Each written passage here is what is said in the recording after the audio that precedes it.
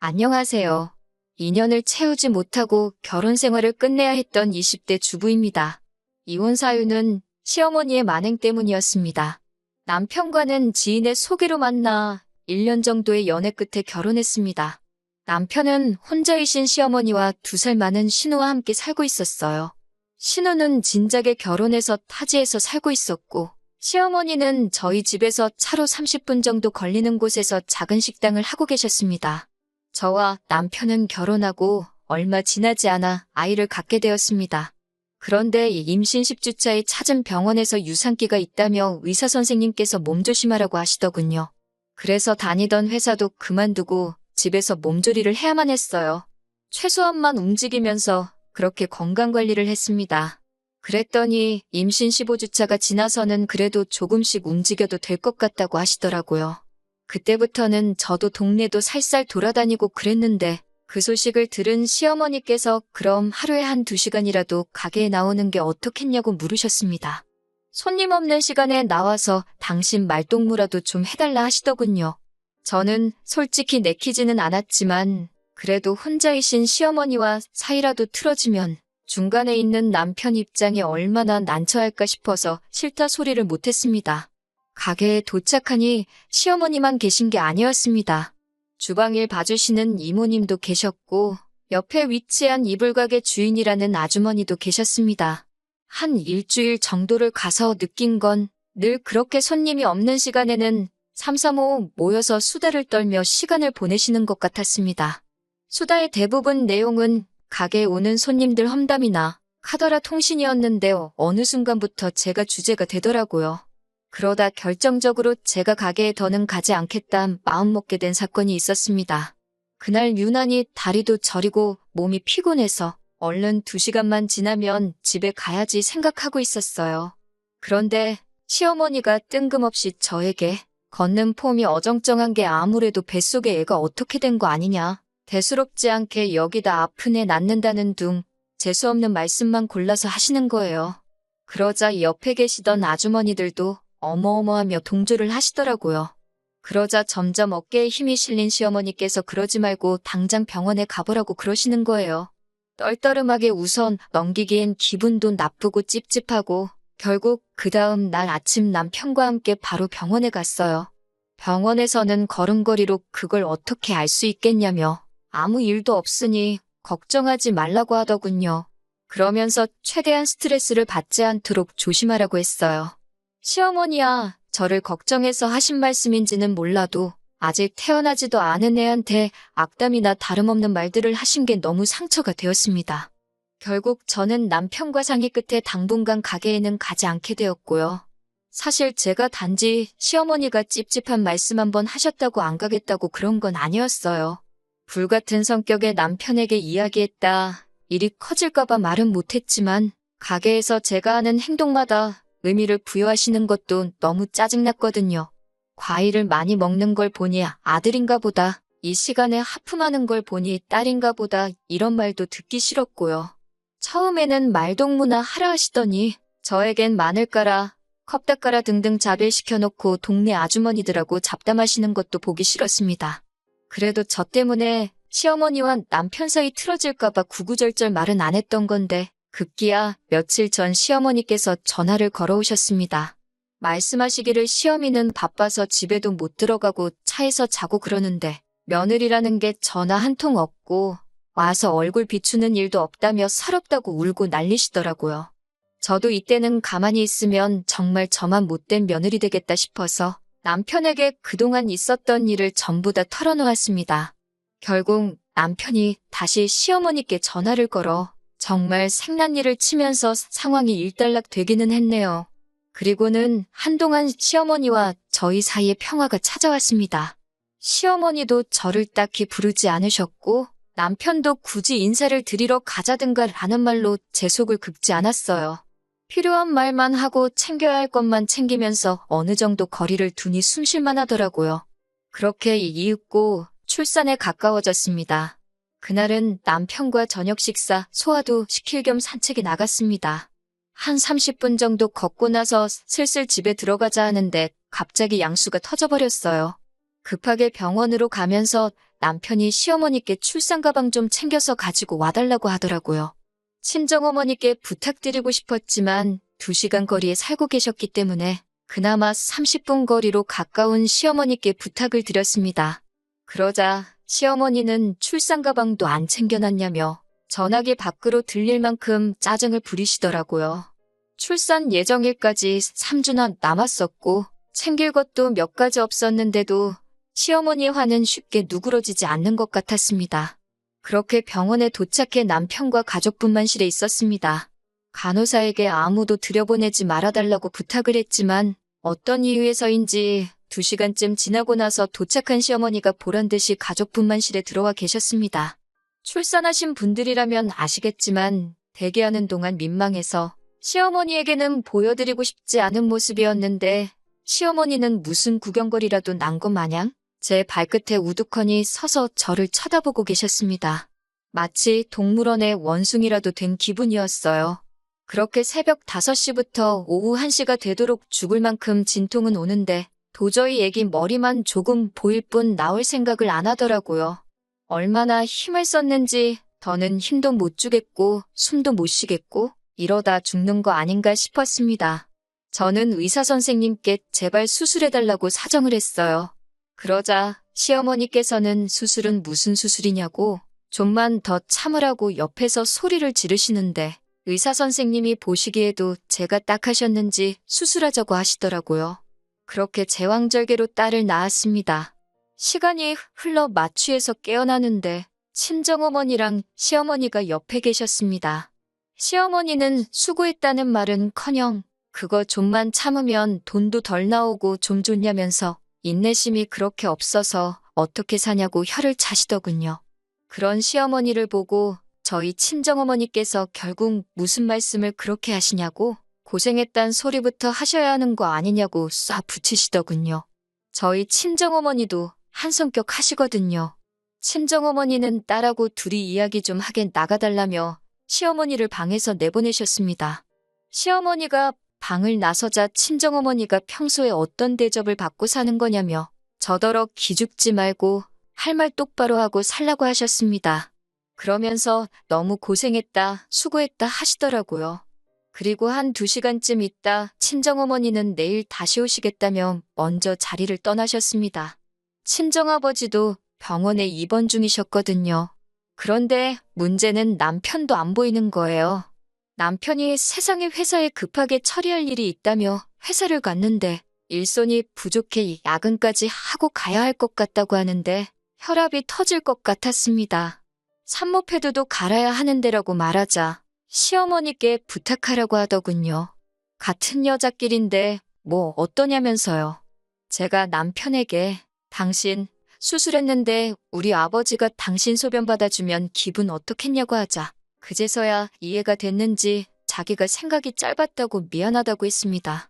산후조리도 시어머니가 당신이 해준다고 하시면서 시댁으로 오라고 하시더라고요. 뭐하러 헛돈을 쓰냐면서 당신한테 100만 원 주면 인류 산후조리원보다 더 잘해준다고요. 평소라면 남편 입장을 생각해서 참았겠지만 더는 그렇게 살지 않기로 친정어머니랑 약속했으니 할 말은 해야겠더군요. 어머님이 해주시는 음식 너무 짜서 먹고 나면 혀가 아구쓰리다고 그리고 신우는 시댁에서 돈 받아서 산후조리원까지 갔는데 저는 왜 집에서 해야 하냐고 따졌습니다. 그러자 시어머니가 그건 네 신우가 좋은 남자 만나서 그런 건데 왜 비교를 하냐고 그러시는 거예요. 그때 그 말을 들은 남편이 그게 무슨 소리냐면서 그럼 나는 못난 남자란 내 와이프 산후조리원도 못 보내냐고 버럭하더라고요. 시어머니도 아차 싶으셨는지 말이 헛나왔다고 하셨지만 이미 엎질러진 물이었습니다. 저는 좋은데 보낼 거라고 한 소리 하더라고요. 그러자 시어머니는 결국 꿀먹은 벙어리가 되시더니 니들 맘대로 하고 싶은 대로 하라고 하셨습니다. 그때는 남편이 정말 내 편이라는 생각에 마음이 든든했습니다. 물론 시간이 지나고서야 그게 저를 위해서 그런 게 아니라 자기 자존심 때문에 그랬다는 걸 알게 되었지만요. 믿었던 남편도 결정적인 순간엔 남의 편이었습니다. 아이를 낳고 3개월쯤 지났을 무렵이었습니다. 시어머니의 생신이라 신혼회까지 해서 시댁에 모였습니다. 지난 생신 때는 외식을 했기에 이번에도 그럴 줄 알았는데 이번엔 굳이 집으로 오라고 하시더라고요. 3개월 된 딸을 모유 수유하고 있었기에 생신상 차리다 애기 울면 맘마주고 다시 애기 잠들면 또 가서 도와드리기를 반복하고 있었습니다. 그런데 저희 딸이 낮에 잘 안 자거든요. 결국 시댁이라고 TV 앞에만 죽치고 있는 남편한테 애 좀 보라고 했습니다. 그러자 자기가 주말에도 일을 해야 하는 거냐며 투덜거리더라고요. 그럼 자기 딸인데 자기가 봐야지 누가 보냐고 제가 물었더니 계속 궁시렁거렸습니다. 그래서 그럼 당신이 가서 어머님 생신상 차리라고 내가 애 본다고 하니까 그제서야 군말 없이 얘기를 보더라고요. 그런데 시어머니가 제가 수저랑 젓가락을 놓는데 그걸 반대로 놨다며 나이 먹을 만큼 먹고 그런 것도 못하냐고 한 소리 하시더라고요. 실수한 거야. 제가 잘못한 거지만 다른 가족들도 있는데 큰 소리로 무안을 주시니 속상하더라고요. 그런데 그런 저를 시어머니는 계속해서 궁지로 몰아넣듯 이런 기본적인 것도 못하니까 우리 아들이 말라간다면서 애는 제대로 키우겠냐고 또 한마디 하시더라고요. 있는 대로 마음이 상한 상태로 밥을 먹으니 식사가 코로 넘어가는지 입으로 넘어가는지 알 수가 없었어요. 얼른 먹고 치우고 집에 가자라는 생각으로 꾹꾹 눌러 참고 있었습니다. 밥을 다 먹고 온 식구들이 TV 앞으로 이동을 하더라고요. 저도 가려고 하니까 과일 좀 가져오라고 하시기에 포도 몇 송이를 씻었습니다. 거실 티테이블에 올려놓고 엉덩이 좀 붙이려고 하는데 시어머니가 가서 설거지부터 하라고 하시더군요. 신우랑 남편은 들은 척도 안 하고 있고 설움이 복받쳐 올라왔습니다. 그래도 시어머니 생신인데 큰소리 내기 싫어서 참으려고 했는데 갑자기 딸이 울더라고요. 그러자 시어머니가 저희 딸을 보면서 효녀났네 그러시는 거예요. 지 엄마 일할까봐 울어제낀다면서요. 그 소리를 듣는데 정말 뚜껑이 열리는 기분이었습니다. 제가 그런 줄도 모르고 시어머니는 저더러 좋겠다며 네 딸 덕에 당신 딸인 신우만 죽어나게 생겼다고 그러시는 거예요. 저도 더는 참을 수가 없어서 제가 집에 와서 놀았냐고 밥 먹을 때도 제일 늦게 앉고 지금도 제일 오랫동안 서서 일하고 있는데 왜 말씀을 그렇게 하시냐고 따졌습니다. 그러자 시어머니가 저더러 버르장머리 없이 대든다며 눈에 뵈는 게 없냐고 그러시더군요.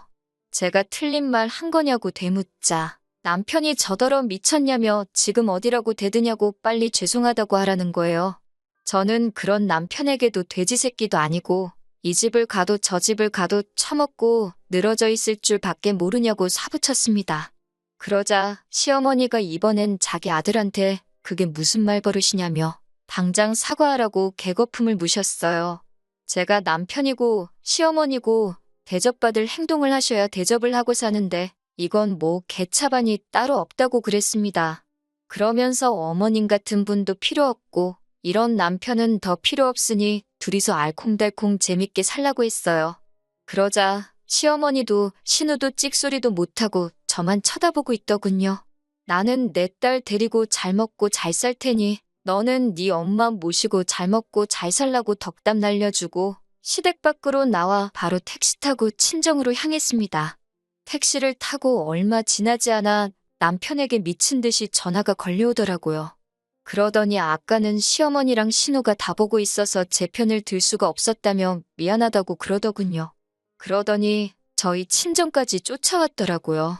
친정 부모님은 이게 다 지금 무슨 상황이냐고 물으셨고 저는 이제껏 겪었던 모든 일을 털어놓았습니다. 제가 많이 서럽기는 했었는지 하나 이야기하면 또 다른 게 생각나고 엉망진창이었습니다. 남편은 저희 친정 부모님 앞에서 대역죄를 진 죄인 마냥 머리를 숙이고 있었는데 저희 아버지가 머리 들고 똑바로 쳐다보라고 하시더군요. 그러더니 남편에게 우리 딸 종로를 시키려고 결혼 허락해달라고 한 거냐며 엄청나게 화를 내셨습니다. 그리고는 이럴 거면 이혼하라고 요즘 같은 시대에 이혼이 흉이나 되냐면서 우리 딸하고 손녀는 내 힘으로도 얼마든지 잘 먹고 잘 살게 할 수 있으니 당장 이혼하라고 했습니다. 그러면서 사돈 연락처도 내놓으라고 하셨고 그 길로 저희 친정어머니께서 시어머니께 전화를 거셨어요. 그리고는 남의 집 귀한 딸한테 막말을 왜 하시냐고 당장 사과 안 하시면 이혼시킬 거라고 하시더라고요. 그러면서 사돈도 딸이 있으면서 어떻게 이제 애 낳은 지 석 달밖에 안 된 애를 생일상 차리라고 부른 것도 부족해 구박을 하시냐고 사부치시더라고요. 그러면서 사돈 생일상을 왜 당신 자식들한테 안 받고 내 딸한테 받으려고 하냐고, 내 딸 크는 동안 1,000원 한 장 쓴 거 있냐고요. 여태 가서 이런 취급받고 살았다는 사실에 더 화가 난다고, 긴 말 않겠다 하시면서 더 이상은 내 딸 그 집에 못 보낸다고 애들 이혼시키겠다라고 하셨습니다. 그제서야 시어머니는 화가 나서 말을 막 한 거지 제가 미워서 그러신 게 아니라며, 앞으로 며느리도 딸처럼 생각하시겠다며 미안하시다고 하셨대요.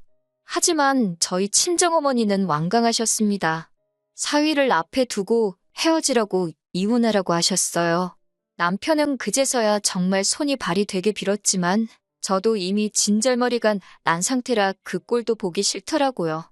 저는 내일이라도 당장 이혼 서류 준비해오라고 했습니다. 이혼 서류 안 들고 오면 진짜 소송으로 갈 거라고요. 그리고 이튿날 남편이 퇴근하고 친정으로 와서는 이혼 서류를 내밀면서도 다시 한번 싹싹 빌더라고요. 그렇지만 사람이 바뀌는 게 얼마나 어려운 일인가요? 남편을 보고 있으면 굳게 먹은 이혼에 대한 제 마음이 흔들리더라고요. 하지만 사람이 어디 쉽게 바뀌나요? 남편이 눈물 콧물을 흘리며 앞으론 달라지겠다고 했지만 다시 합치는 한이 있더라도 일단은 헤어지자고 했습니다. 서로 정말 없어선 안 되는 존재들인지 지켜보자고 했어요. 그리고 2년이 지난 지금 저와 남편은 친구처럼 지내고 있습니다.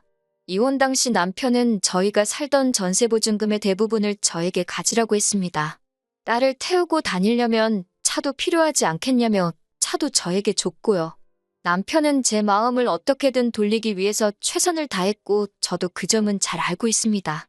남편은 계속해서 합치기를 원하고 있지만 저는 아직 정정하신 시어머니와 다시 한 가족으로 살 자신이 없기에 당분간은 이렇게 지내기로 했습니다. 시어머니는 제 생일이나 명절 때 잘 지내냐고 연락을 한 번씩 해오고 계십니다만 그 이상은 한마디도 안 하시네요. 아무래도 남편의 영향이 큰 거겠지요. 친정 부모님도 지금은 남편에 대한 미움을 많이 거두신 상태지만 다시 합치는 일에 대해서는 회의적이세요. 당분간은 부부보다는 부모로서 살아가려고 합니다. 그렇게 살다 보면 저와 남편의 관계도 시간이 해결해주지 않을까 그런 생각도 드네요.